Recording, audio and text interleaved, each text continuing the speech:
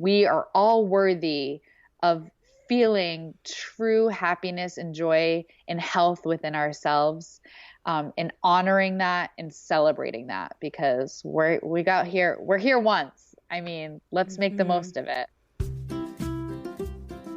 I'm Kristin Dovbniak, holistic nutritionist and mama of two, and this is the Healthy Balance Mama podcast, where I believe every mama is a super mama, and you deserve to feel like one too, and you don't need to go on another diet to do it. This is a podcast about ditching the diet dogma, embracing intuitive eating, real food, and living healthy, happy, and whole. Hey there, friends. It's Kristin Dovbniak back for another episode of the Healthy Balance Mama podcast, and I could not be more excited to have this guest on with me today. Janelle Laurito is a holistic health coach and yoga teacher specializing in holistic nutrition and health, stress management, and mindfulness. She helps women better manage their stress, switch up the story in their minds, and take control of their lives by empowering them to adopt simple daily self-care practices through her 3 pillars of wellness: mindfulness, movement, and nourishment. A corporate career dropout, she's now devoted to a life of service and teaching. She is a certified 200-hour yoga teacher through the Yoga Alliance and a certified integrated nutrition health coach through the Institute for Integrative Nutrition. Born and raised in Rhode Island, she's in love with the beach and the small-town vibes throughout the state. She's married to Kyle and looks forward to having children in the near future. Janelle, I am so thrilled to have you. Thank you so much for having me. I'm psyched to be here. So before we dig in, I feel like I need to share with my guests, or you're my guest, with my listeners, how we originally know each other and how we reconnected, because it's so cool. And like the way that God, the universe, whatever, our listeners believe in, it's just so cool. So divinely orchestrated, right? For sure. Totally. So Janelle and I actually went to high school together. I think we were a year apart in grades. And I knew of Janelle. I knew who you were. And I think we had some mutual friends, but we didn't really know each other too well. I know you were a basketball player, and I didn't do very many sports other than lacrosse, which I did a podcast a couple weeks ago talking about like my fitness journey, and I didn't really play. I was just on the team.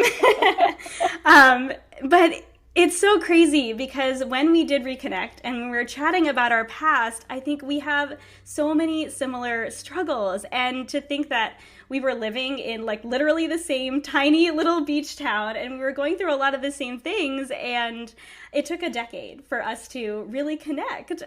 So flash forward to January of this year. And so this is funny. I've never told you this before. So we're setting up for this wellness event in what is now my hometown, or now home city, I guess. Just over the bridge from where we grew up. And I saw you, Janelle, and I was trying to place you because I'm like, I know her face. I feel like we went to school together. And I remember, and I was like, oh my gosh, I know who she is. And so I texted my husband and I was like, there's this basketball player I went to school with and she's here and she's a health coach too.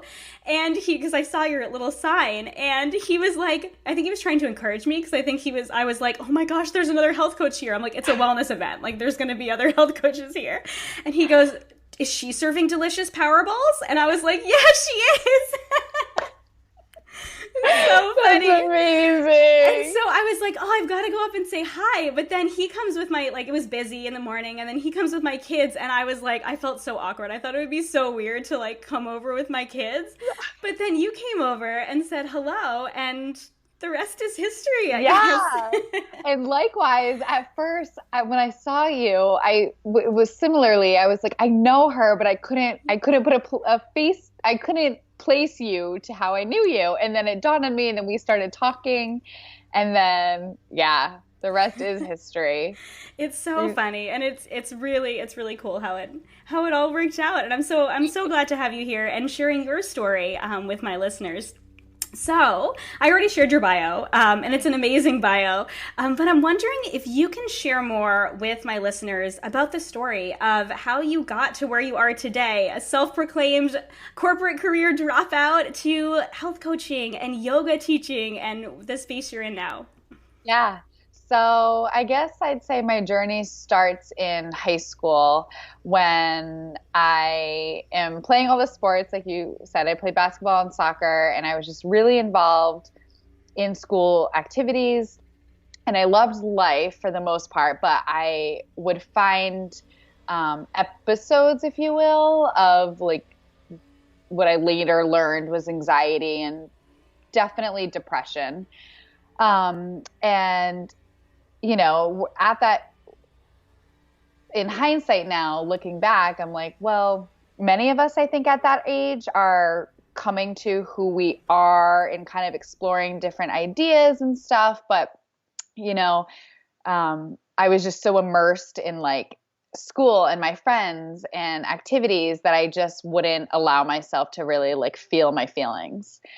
And so in high school, so anxiety started, depression started, and that was what triggered it was the first like loss of a family member or a close person, which was my grandfather. And I didn't know how to cope with that, paired with some unhealthy relationships, paired with not knowing how to, deal with anything. And so how I learned to deal with things was through food. I've always been obsessed with food. I love food. I'm a foodie, but I developed what I now realize and recognize as a disordered eating. And it started that my anxiety was so bad, I lost my appetite. And so I would just basically like graze or snack all day and maybe have like one meal. And if it was anything, it was dinner. And keep in mind, I was an athlete, so I like needed to nourish, but I just couldn't keep food down. And so I lost like 15 pounds pretty quickly. And it had dawned on me like, oh, okay, I can control how I eat and I can monitor my weight in certain ways. And so it wasn't something that I was like consciously like doing of like, okay, I'm not going to eat and I'm going to lose weight. What ended up happening was as I started dealing with my anxiety, I started seeking a therapist, one of the best decisions I've ever made, and working through some triggers and traumas and emotional moments in my life, I started going down this rabbit hole of binge eating, and it would pretty much be anything, mostly like quote unquote junk food or bad foods, or a lot of pastas and pizzas and ice creams, and that just continued all the way up until off and on, I'd say, within the past couple months. And so while I have now learned how to better manage my anxiety, it's taken a lot of work. So like I said before, I started going to therapy, and my therapist, alongside with a mentor I had at the time, introduced me to yoga. They were like, I think you should try this. It might be a little helpful for you. And my mentor at the time was a personal trainer. I thought I wanted to go like down that route. And it's funny because full circle, I'm like kind of here now.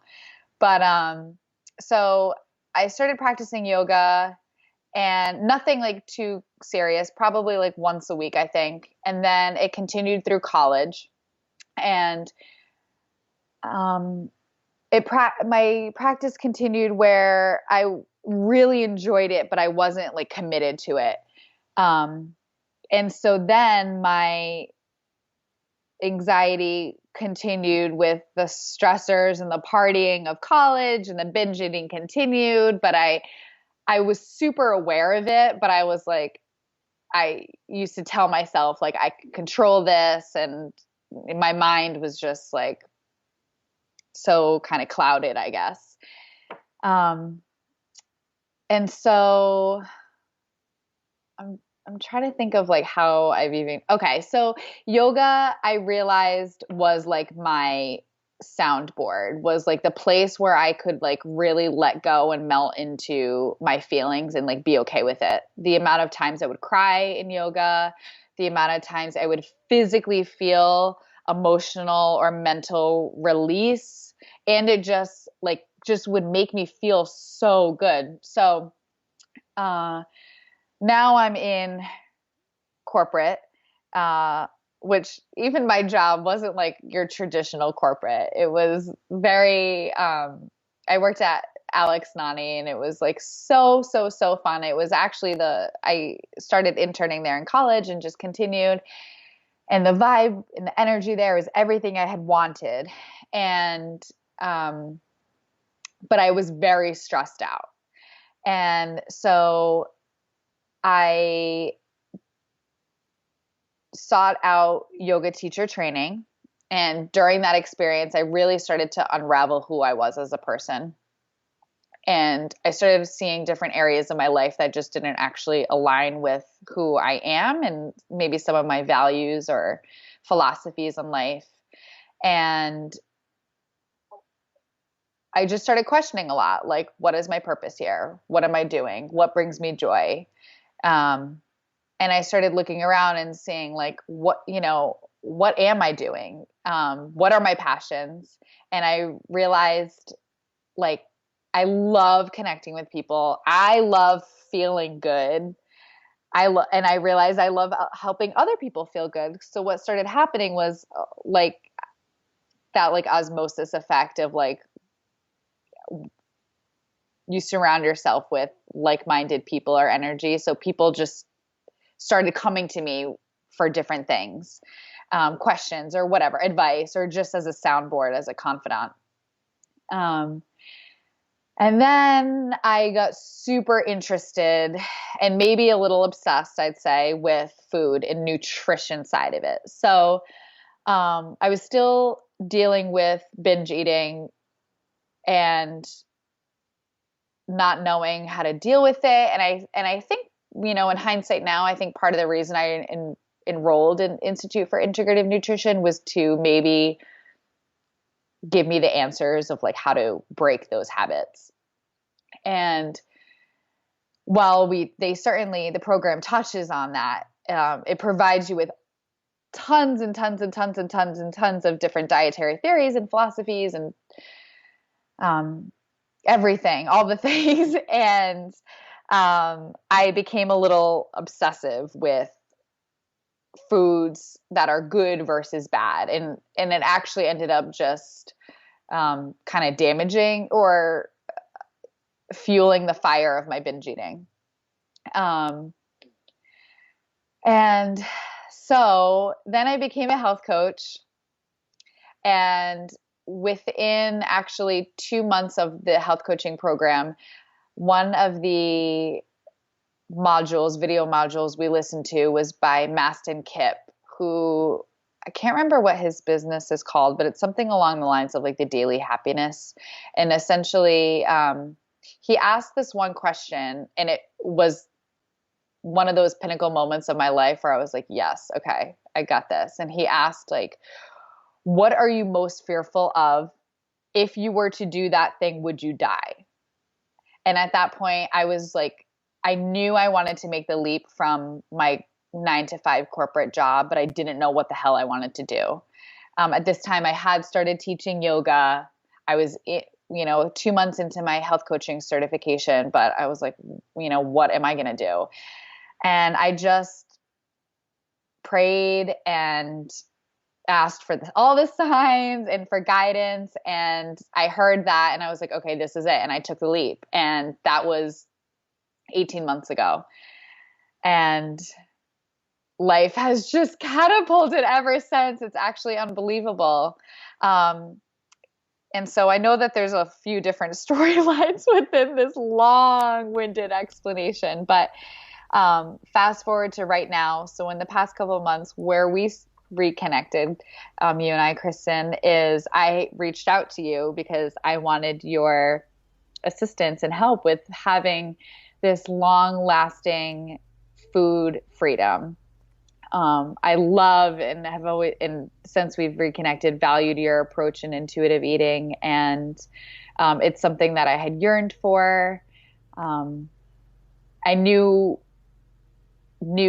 mentally how to do it, right? But like, we all need coaches and we all need teachers to be the best versions of ourselves. So, we work together, and and I can confidently say with so much joy and love that I am on the other side. I haven't had a binge episode in 3 months. Granted, of course, I'm well aware that I'm early into my journey and there may be a time where that happens, but why I teach and practice simple daily self-care practices is to help manage my anxiety, manage my emotions, and kind of prevent those types of episodes and just sustain my happiness and health.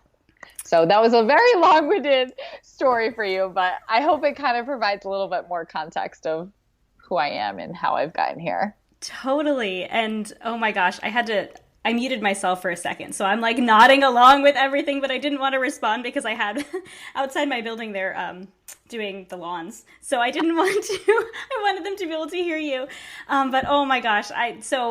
We've talked through your story so much, I know, as we've worked together, and thank you so much for sharing our journey and working together as well, because it's been so incredible to see how far you've come, even in just a few months.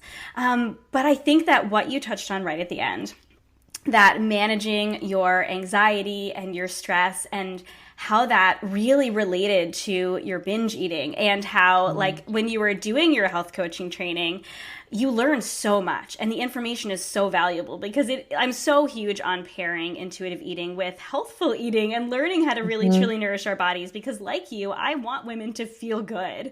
And I think that there is a huge misconception in, parts of the intuitive eating world, not with everyone, but that, intuitive eating means, well, then we just eat all the cake and we don't nourish our bodies anymore. Yes. But there is that what I call that beautiful balance, right, of nourishing our bodies. But it can be really overwhelming when you're learning all of these things about health and you just want to apply all of them. And it can almost bring back that stress and that anxiety again. Yes. Over just, especially I think that, that achiever type personality where you're like, I want to be the best I can be. I want to be the best version of myself. And sometimes we fall into trying to be the best version of ourselves and then end up being not the best version of ourselves. If that completely. Makes sense. That I also would sometimes describe myself as a recovering perfectionist, and I see that in that area of my life of like, I literally would have like notes upon notes in my cell phone of like, okay, eat this, check, don't eat this, check, like insanity. Yeah, not connected I was totally to myself there. At all. Like, yeah.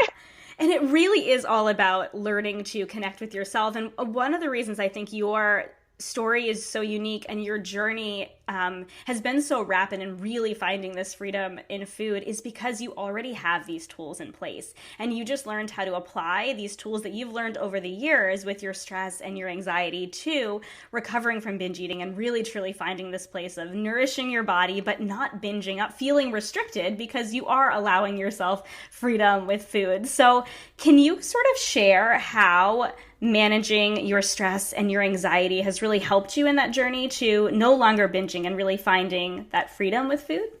Yeah. So I feel so strongly that, and I know it's such a cliche, but just hear me out, everyone, that we need to take care of ourselves to be the best version of ourselves in order to show up for the world and to take care of other people. So that is my whole philosophy. It's what I live and breathe, and I feel it on a day-to-day. So things like my 3 pillars of mindfulness, movement, and nourishment. Like mindfulness in terms of what are your thoughts? How are you seeing your thoughts? How are you talking to yourself? If I ever could record some of the conversations in my head of, some people will call it the aunt in the aunt in the attic or something, or whatever it is, that negative self-talk. It is embarrassing. It's disgusting. It's sad. I would never, ever, ever talk to somebody else like that. So one of my tools for managing that is through yoga and meditation. And I know meditation can be very overwhelming to many people, but for me, it's very simply connected to my breath. And that is something that yoga has really taught me how to do, is expand and breathe. And Then I have movement. So my whole life, I've always been an active person. And I like to use the word movement over exercise because I think exercise has this perception that it's a specific workout or a class or going to the gym, but movement to me, can embody all of that, but it can also be a walk. It could also be a yoga class. It could be, running around the house doing chores. I mean, a lot of just that moving your body, which I think so many people don't do enough. Completely. Moving your body, moving that energy. We know exercise is good for us, but it's shifting that perspective to just moving our bodies. And then thirdly, nourishment. And I kind of break this into two parts. One is food. So how we nourish ourselves with nutritious whole foods, and also nourish our souls. So that could be through relationships, friends and family, or it could also be through foods that just bring us comfort and joy and pleasure. And it could mean a salad, or it could mean a bite of cake, whatever it is. Amen. Yeah. So I've really learned how to, I guess, just adopt these practices and tools over the years because I just have paid attention to what has worked for me and what I enjoy, and I stick to it. I'm always experimenting with different techniques, open to trying all different types of things, but I also like to emphasize that it doesn't have to be a 1 hour class. It doesn't have to be a 30-minute walk. It doesn't have to be a night out with friends. Simple daily self-care practices could mean a 1-minute breath meditation or something that you're hiding out in the bathroom from your friends and your family or your children or whatever. It could mean reading a book for a few minutes. I mean, it's anything that brings you peace, joy, pleasure, maybe serenity, and that kind of refills your cup. So sometimes that could be something that you want to feel more energized or something that makes you want to feel more grounded and relaxed. Yeah. I think that is so important that you pointed that out too. And I talk about this all the time on social media. I use the hashtag simple self-care hashtag all the time just to remind people that it doesn't need to look a certain way when it comes to movement, when it comes to self-care. It really is just filling your cup so that you can pour out to other people. And I love that. And I think that just encouraging the women who are listening, and a lot of them are moms. I am geared mostly towards moms, but not everyone who listens is a mom. But they're busy, right? Most of us are busy women. Most of us aren't, sitting around all day hanging out with like hours to meditate. I mean, that would be wonderful. I would love a day just to meditate. But most of us, that's not reality. So encouraging, the woman listening that it's okay to just take a minute to breathe. Like, how many of us really take time during the day to stop and just breathe? And that is something that we've talked about in working together, and I've worked a lot with clients on is, taking a breath before you eat, or, and taking a breath in the middle of eating, because how often are we just like scarfing down our food because that's, we only have 5 minutes to eat it. So just one breath isn't going to take you long. It's just taking that breath and taking that time for you throughout the day, even if it's only a couple minutes. So completely. And something, just this might be a reminder or a tip to some people listening, but even if you're working all day, whatever your job is, when you're in the bathroom, like take an extra 30 seconds to do 3 to 5 to 10 deep belly breaths, or maybe it's a forward fold. And so you're stretching the back of your legs and your lower back. Or maybe if you want to get a little energy, maybe it's some quick jumping jacks or some push-ups on the wall. Like, we can find we have pockets of time throughout our day. It's just having our mindset be open to using that time to re-energize in whichever way we need. Yes, that's so good. And I like that you pointed out too that self-care can be for energizing, but it can also be for grounding us too. Because I know that we all have those days where we need time to relax. And I think sometimes we think of self-care as like, oh, well, I need to relax my body. But sometimes self-care is doing something that will energize us as well, like doing some jumping jacks or something like that, or just stretching our body when we're feeling tight from sitting in, in one position for a long time, if we're working or holding a baby or whatever. It's funny, actually, last year, I traveled with two friends to Kentucky for a mom conference. It was so fun, but it wasn't a crazy long trip, but it was a few hours. Like, we had to go to the airport early, and we were sitting for lunch, and we were sitting to wait for the flight. And as we were like in between the two airports, I was like, I want to do some yoga. So I like went right down on the airport floor and did like a 5-minute flow. And my friend joined me, and our other friend was taking pictures of us. She's like, you guys are gross. Like, your hands are on the airport floor. I'm like, I'm going to wash them after. Yeah.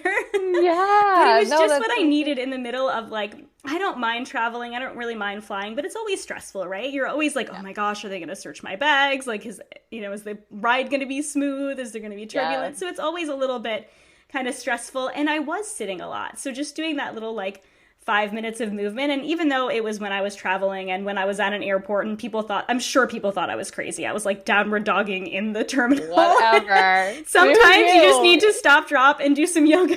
Yes. Yeah. So and even as a mom, do it at the park with your kids, right? Or, even if you're not a mom, right? If you're, going for a walk and you're like, you know what, this walk is feeling really good, but I could use a little bit more energy. Or if you're at work and doing some push-ups against your desk. Yes. So, yeah, I love that. Actually, you know what? Speaking of yoga, because I haven't really talked a lot about yoga on the podcast before, but it's actually a part of my journey as well. And it was kind of around the time where, for me, I was looking for more gentle movement. I was sort of in recovery from my eating disorder, and I was trying to not run as much, and I was looking for more gentle movement, and I found so much more than gentle movement in yoga. I really found techniques to center myself, and I am that, if the women listening can't tell, that, ambitious, go kind of woman. And I was in the middle of school at the time. I was taking a huge course load of classes and putting a ton of pressure on myself and pretending that I wasn't, of course. Yeah. And it really helped me to completely like clear my brain and like you were saying, process my emotions. I remember like the first time I had to stop in the middle of a yoga class, like we were doing, I don't even remember what pose we were doing, but I was like, I can't handle this emotionally. And I just like went into child's pose and I needed a moment. And I was like, whoa, like it was a really crazy experience. I never experienced, I've always been a runner. I've always loved to move my body as well. But the combination of the gentle movement and sometimes yoga classes are vigorous as well. But overall, it's a little bit more of a gentle movement on my body than say running would be. And that sort of emotional release was really powerful, and it has been throughout the years for me. So can you share a little bit more about how yoga has played a role in your journey to finding this place of kind of holistic living? So, body, mind, and soul. Mm-hmm. Mm-hmm. Yeah. I mean, I'm having a moment because I don't even sometimes have the words to articulate like how much it's truly changed my life. Like simply it's connected me with who I am. And I know some people may hear that and be like, well, haven't you always known who you are? Like you're Janelle, you blah, blah, blah. But I think that in yoga, we truly learn how to honor the quietness in this space. So like you were saying, so ambitious, go, go, go. I'm the same way. And yoga helps me ground, helps me clear my mind because I get out of my mind and into my body. And if you physically actually, so I guess let me try to explain this a different way. Our cells in our body hold on to emotion, holds on to memory. And so a lot of poses in yoga are maybe not release a lot of emotion and memory, whether consciously or subconsciously. And I know in my personal experiences, 99% of the time it's subconscious things that I can't even pinpoint that will just come up and are released. And so I leave with this elevated feeling of bliss. And I'm like, wow, it's like such a euphoric high. I don't think I'm going to go through this now, but there are many, many types of yoga too. And there's certain types of yoga that will bring me to this other place of like true high.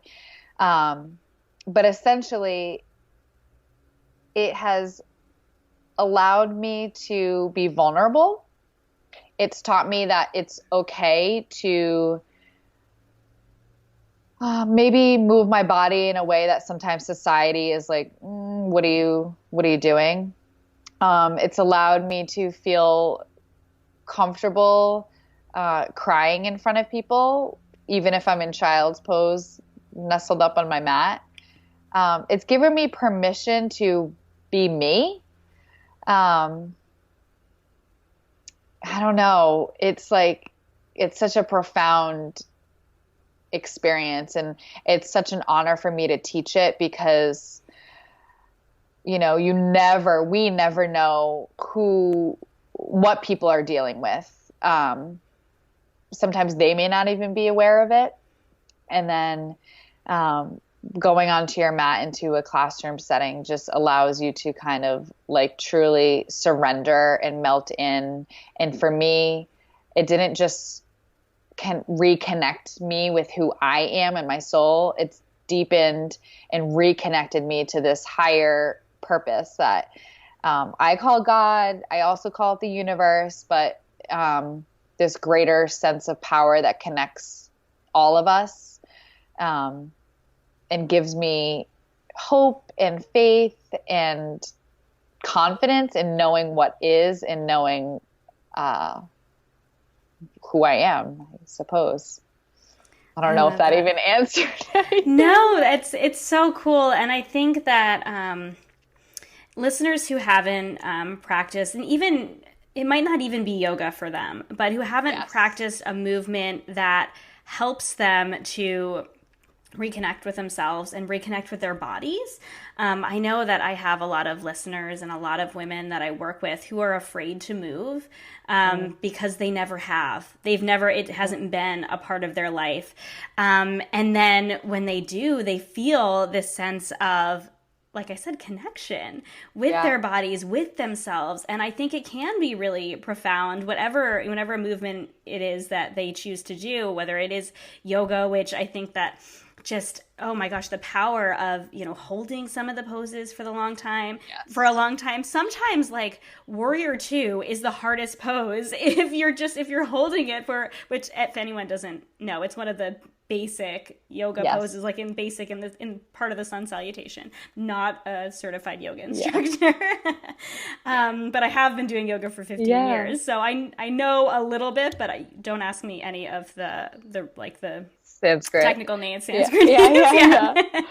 But I mean, just the power in connecting to holding poses and being in your body and really having to,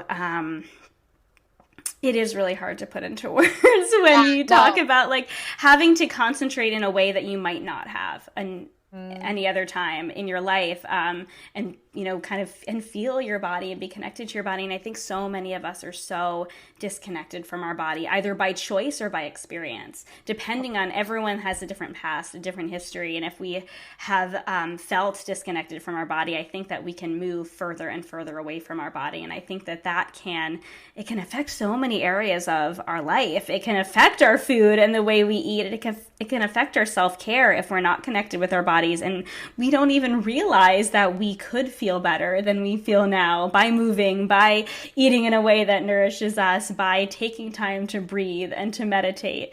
And if that makes sense too. Yeah, no, one thing I want to add that you said, and I just want to add on to, is it allows us to, when you said we hold poses for a little longer, some classes do, some don't, but when we do hold them, it can get incredibly uncomfortable, not just physically, but mentally, because you're like, okay, this is hard. Like, I need to move. I'm used to moving my body. I'm not used to sitting with my thoughts. I'm not used to feeling this feeling.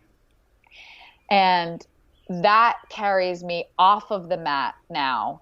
When I start to feel anxious, I'm like, no, it's okay. Okay, I'm aware that I'm feeling very, very anxious right now. I'm gonna connect with my breath. I'm gonna take a couple deep breaths because I know that physiologically reduces cortisol, increases testosterone. And then I just remind myself, I'm safe. It's okay. So taking those lessons on the mat and applying it in our daily life like that, that's what has completely changed the way that I handle my anxiety now. And furthermore, now my relationship with food. So as you said too, like taking a few deep breaths before eating, taking a few deep breaths while eating, putting down the phone when eating, like just how do we relearn how to connect with ourselves and feel comfortable with maybe sometimes feeling uncomfortable. Yes. Oh, I'm so glad you said that, because I think so many of us really, no one likes the feeling of being uncomfortable, but I think when we go to that place of being uncomfortable, of doing the uncomfortable thing, that's when the most growth happens. That's when we can really change and transform in whatever area it is we're trying to change in our lives, whether it be finding freedom with food or moving more or taking care of ourselves more, to control things like, not control, but to manage things like anxiety and stress in our lives. So speaking of anxiety, and I know we've already talked about this a lot in terms of yoga, but can you share what anxiety looked like for you in the past, maybe back as far as high school or college? And what are the daily techniques that you use now to manage your anxiety for the woman who's like, I'm struggling and I just don't even know where to start? Yeah, totally. So the first time I was able to pinpoint that it was anxiety. So in high school, it was more, it was anxiety, but my psychiatrist didn't diagnose me that way. I was diagnosed with more depression, and I was on medication. And then a couple years went by, and I woke up in the middle of the night with a full-blown panic attack. And for anybody who hasn't experienced that, I legitimately thought I was having a heart attack. And I was trying to yell for Kyle, who's my now boyfriend at the time. And it was in the middle of the night, and I couldn't actually articulate anything. And so it passed, and I said to him, I think I just had a panic attack. And so the next day I sought out a new therapist at the time. I immediately started going back on medications, and I started immediately diving deeper into my yoga practice and going through all the different elements of my life of things I needed to heal. And so ultimately I saw that therapist for probably 3 years, and I was able to develop, different tools and wean myself off of medication. And a lot of the tools I developed at that time, I wasn't necessarily super aware that they were tools. It was mainly like just finding joy with myself again, and managing my stress at my job, because that was like my big thing at the time. Fast forward to now. So it's ironic that we're having this conversation today, because this particular week I've had a ton of anxiety. So it's good that I'm able to talk about this right now, because what actually does help me. So I'm not on any medication. I'm actually not even seeing a therapist at the moment, because I've kind of done all that. I already know what my things are, and I'm continuously healing and we're continuously growing. But within the last 2 weeks, I've barely even told a few people, but I've actually had 2 minor panic attacks. And one of them happened to be when I was driving. And so I was aware that it was coming on. And so I pulled over and I breathed and I remind myself that I'm safe and I'm okay. And I always carry some like essential oils with me. So I kind of roll them on my wrist, take a few deep breaths. And within a couple minutes it passes. And so I know I keep saying breathe, but it really is so profound. It literally changes the biochemistry in our bodies. So that's a big one for me. Like I just said, essential oils, whether they're diffused or I do like to apply them topically. And again, that deepens the breath, right? It also enters the bloodstream through the skin. And so it can help you there too. But a third thing that really helps me is CBD. And fortunately now it's like a lot more, it's accepted, it's regulated, it's out there, thank God. But I take it through oil. So I'll put a few droplets under my tongue every night before I go to bed. And depending on how I'm feeling during the day, I'll take some just to feel calmer. And then movement. If I don't move, I literally feel like I go stir crazy. And don't get me wrong, it's not like I'm doing bar classes every day or going to a power yoga class every day. Simple, light, deep stretches for me really get me super grounded. So more of, if you're into yoga, it's kind of more of like a restorative practice, but it's simply just, I just will lay on the living room floor and just start like honestly tuning into what feels good in my body. And it's usually something in my shoulders and in my hips, because that's where I personally hold a lot of emotion and stress. And then my last tip that really helps me with my anxiety is processing my thoughts and emotions by writing. And so that is either journaling with an actual pen and paper, or it's writing out an Instagram caption or a blog post, or just writing out something on my computer to share later on. Writing for me really allows me to get my thoughts and feelings out of my body and into something else on paper, in the technology world, whatever. And that's always been something that I've always gone back to. I started that actually in high school.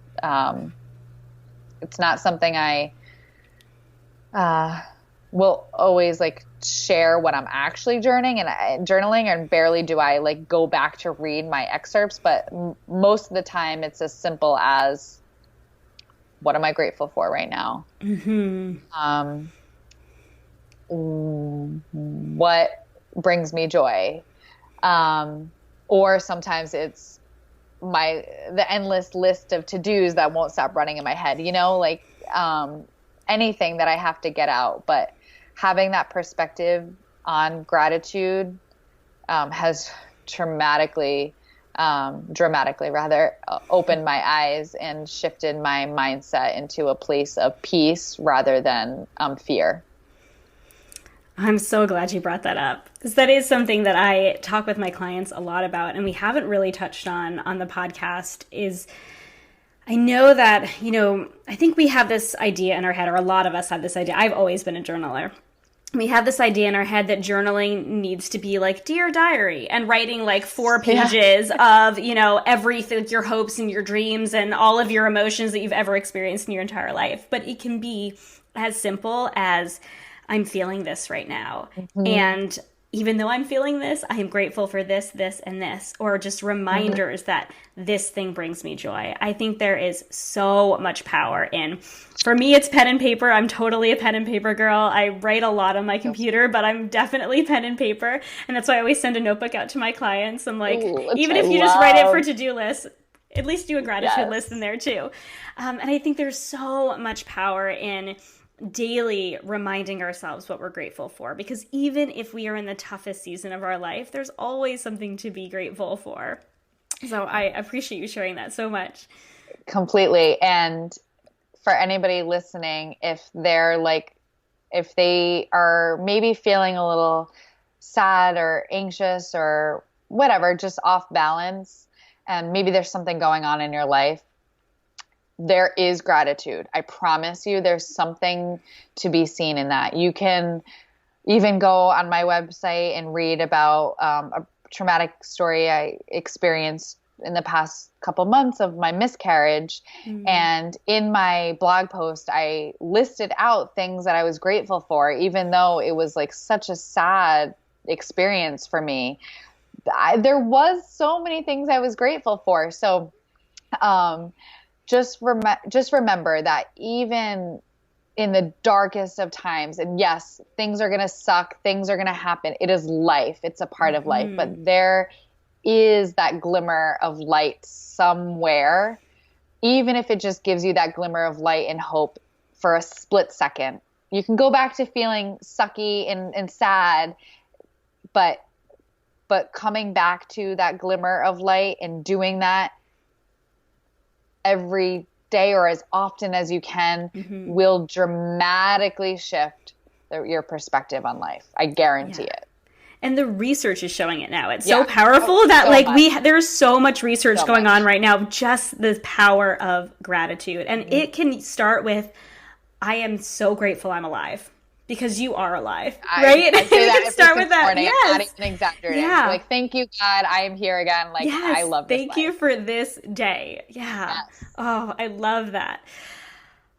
So many good things. And I will link to that blog post of yours too, because I think your story is so powerful. And I think if we go into it too much, I think we'll be here for another hour.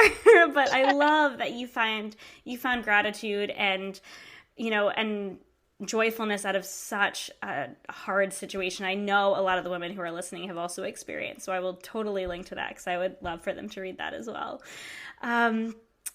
So we've already talked about so many of the things I wanted to chat with you about, and I love that.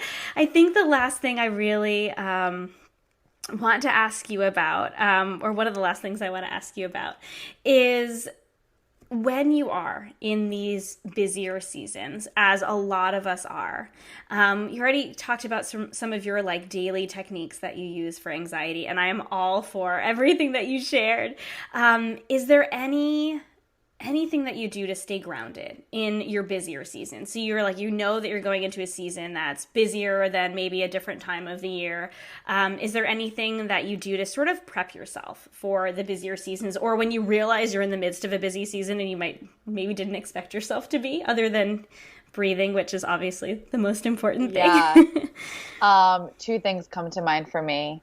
And actually it's happening right now. Like, I am feeling, and I think that's why my anxiety has been pretty high this week. I'm feeling very anxious, and we're coming up to summer, which is like so awesome. It's, it's the best, especially around here. But, so I've been yearning for, and I like to fill up my energy even more with community. And so that usually looks like some sort of event or retreat or,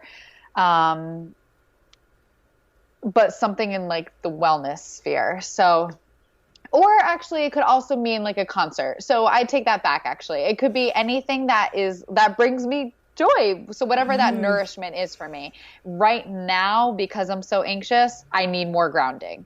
So for example, this weekend, I'm going to like a full moon women's circle event. And I'm psyched about it. And so I'm anticipating, and I'm pretty certain that will bring me like a really good sense of peace and grounding, and help balance out my big anxiety right now. The other thing that comes to mind, which I am trying to get a lot better at, I'm very guilty of not doing this, but it's really one of my intentions, is to actually take days off, like multiple days in a row off of everything. It doesn't have to mean a vacation. It could just mean a staycation, or it could just mean that I lay on the couch, or whatever that self-care is that I need for like a couple days. Because as somebody similarly to you who's running around ambitious, doing all the things, I need to have time for myself where I'm just quiet and relaxed and regrounded, truthfully. Yeah, I am such a huge advocate for taking a step back and taking that time away when you need it, and that there's nothing selfish about self-care and taking days off and recognizing that. I know that it's hard for, some women who might not have a job who will allow them multiple days off, or for moms who have a hard time leaving their kids with someone else.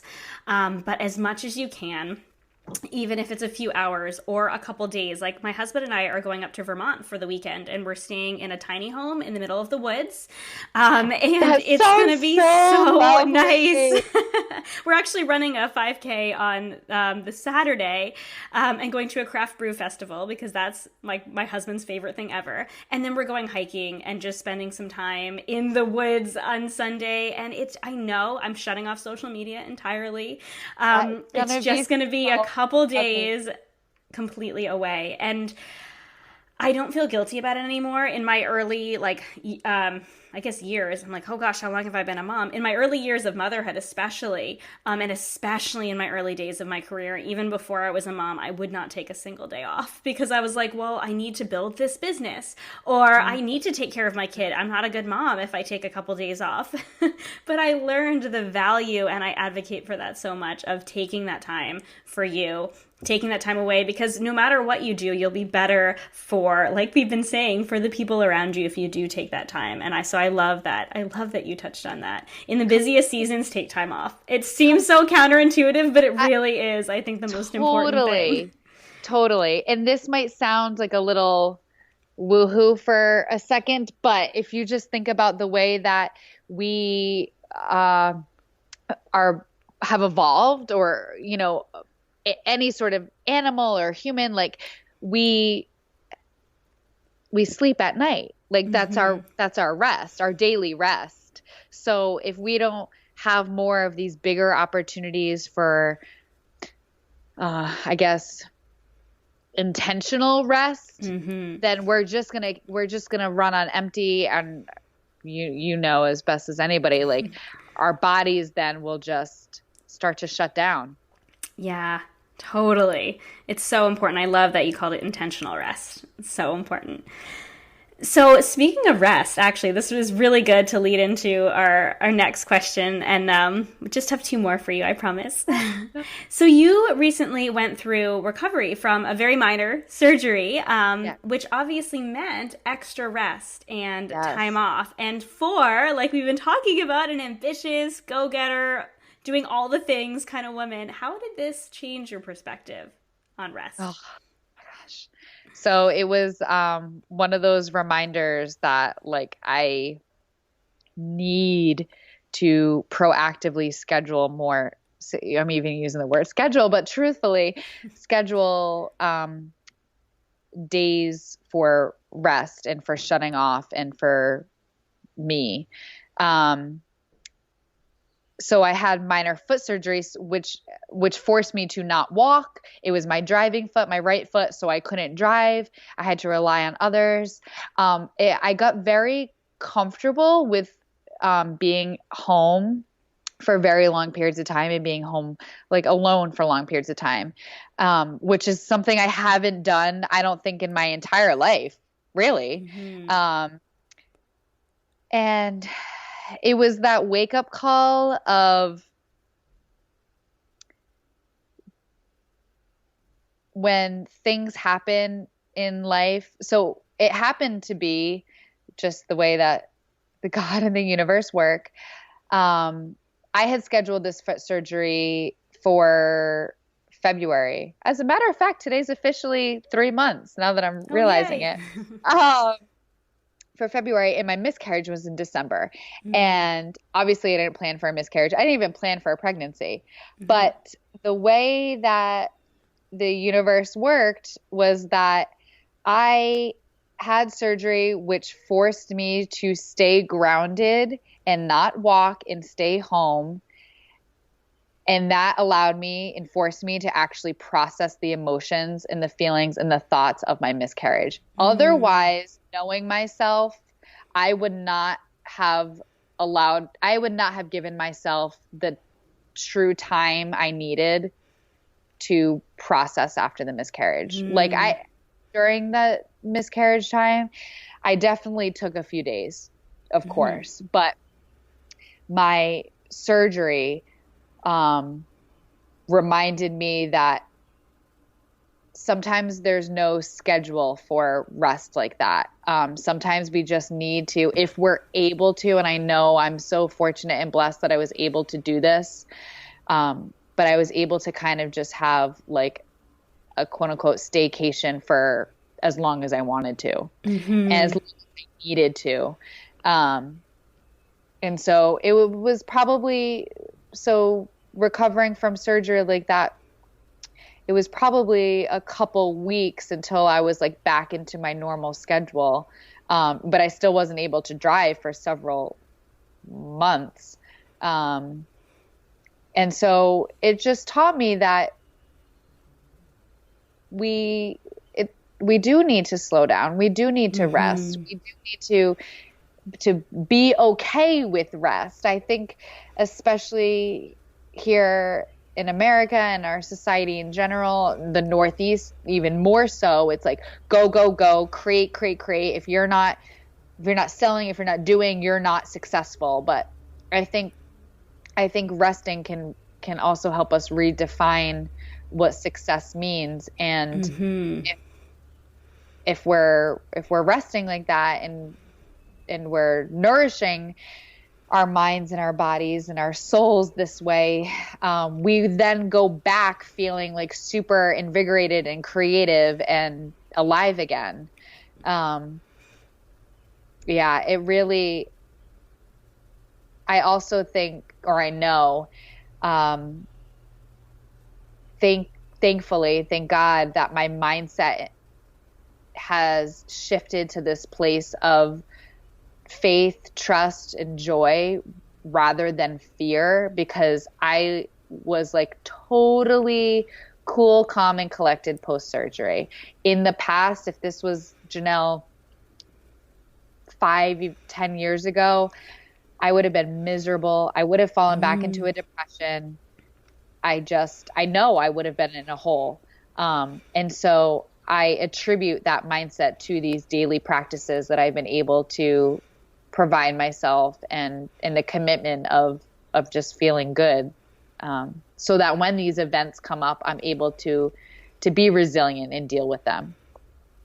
I love how you brought that all back together. I think that there is so much value in taking that rest, even if it's forced rest. I think sometimes God does that and forces us to take a rest.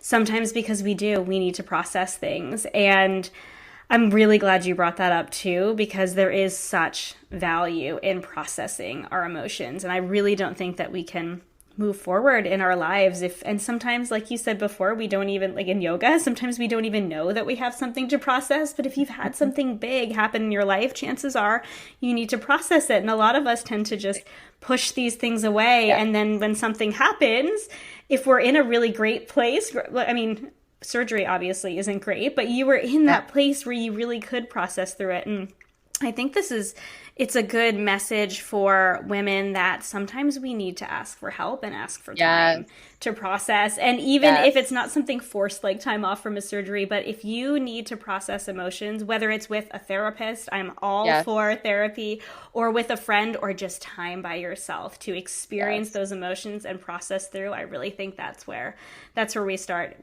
moving forward in our lives. Completely. And asking for help is such a valuable, I would have to use the word skill, I guess. I think we're just at that place now where it's a skill that we need to feel confident and secure in ourselves, that like we are not failing if we're asking for help. Yes. Yeah. And surgery definitely taught me that. Like I couldn't walk, I couldn't drive. I had to rely on other people. And I was totally like cool and great with that. I kind of was like, oh, this is, I'm saving a lot of gas money, for example. You know what I mean? Like and people are willing to help. They want to help. Yeah. So, yeah. I think that people are more willing to help than we think they are. And I think I think just as women in general, as a whole, I think we're taking care of other people so much all the time that we forget to ask for help when we really need it. And I think it is a skill to recognize that we need help, like you said, and ask for it. So in the interest of your time, is there anything else that you want to share to encourage the woman who's on a journey to finding health and balance from anxiety, from stress in food, body, mind, and soul? Yeah, I'd say honor and celebrate yourself. This is something I try to always close my yoga classes with and remind anyone in my life. I think we can be very hard on ourselves, and we don't often take a moment to honor where we are, who we are, to celebrate who we've become, what we've done in our life.